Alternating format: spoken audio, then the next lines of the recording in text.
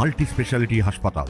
মেঘবেলা লাইভে আপনার পছন্দের টিভি চ্যানেলস সম্পূর্ণ বিনামূল্যে, শুধুমাত্র মেঘবেলা ব্রডব্যান্ডের কানেকশনের সঙ্গে। মেঘবেলা ব্রডব্যান্ড, বাংলার ঘরে ঘরে। লিলুয়া গুহাপার্ক এলাকায় বেহাল রাস্তা সারাইয়ের দাবিতে পথ অবরোধে সামিল হলেন স্থানীয় বাসিন্দারা। দীর্ঘদিন ধরে ভাঙাচোরা রাস্তা ও জমা জলের কারণে নিত্যদিন দুর্ঘটনা ঘটছে বলে অভিযোগ তাদের। বয়স্ক মানুষ থেকে ছোট শিশুরা প্রায় প্রতিদিনই আহত হচ্ছেন বলে তাদের আরও দাবি।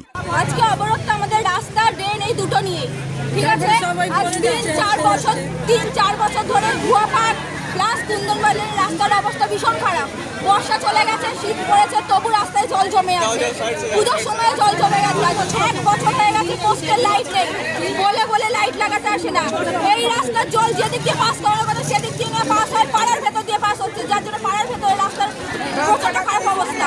কোনোদিন আজ 3-4 বছর ধরে আমাদের এত কাগজ জমা পড়েছে, আমরা তো রাস্তায় সহজে নামিনি, আজকে নেমেছি।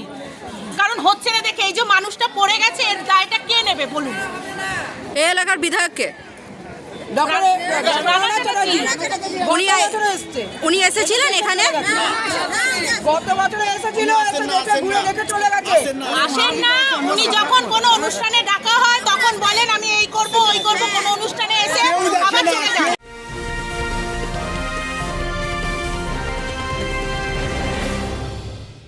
উত্তর 24 পরগনা ও তার আশপাশের এলাকার মানুষের সেবায় ক্যাথল্যাবের মতো অত্যাধুনিক সুবিধা নিয়ে পরিষেবায় ব্রতী সারদা মাল্টি স্পেশালিটি হাসপাতাল।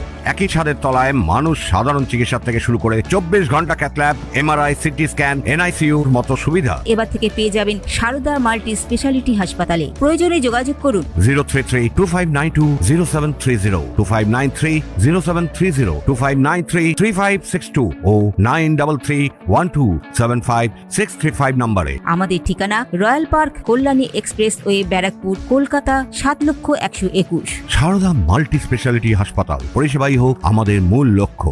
এদিন মহিলারা থেকে সাধারণ মানুষ সবাই পথ অবরোধে অংশ নেন। এদিন তারা জানিয়ে দেন অবিলম্বে রাস্তা মেরামতি করতে হবে।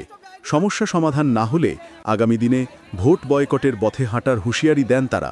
ছোট বাচ্চা আছে, নিয়ে যেতে রাস্তায় অসুবিধা হয়। যদি আমি করি, আমার সাথে আমার ছোট বাচ্চাটাও করবে। যদি দরকার পড়ে আমরা এবছর ভোট বয়কট করব। আপনারা কি চাইছেন? রাস্তা চাইছেন, রাস্তা, ড্রেন, যা পরিষ্কার চাই।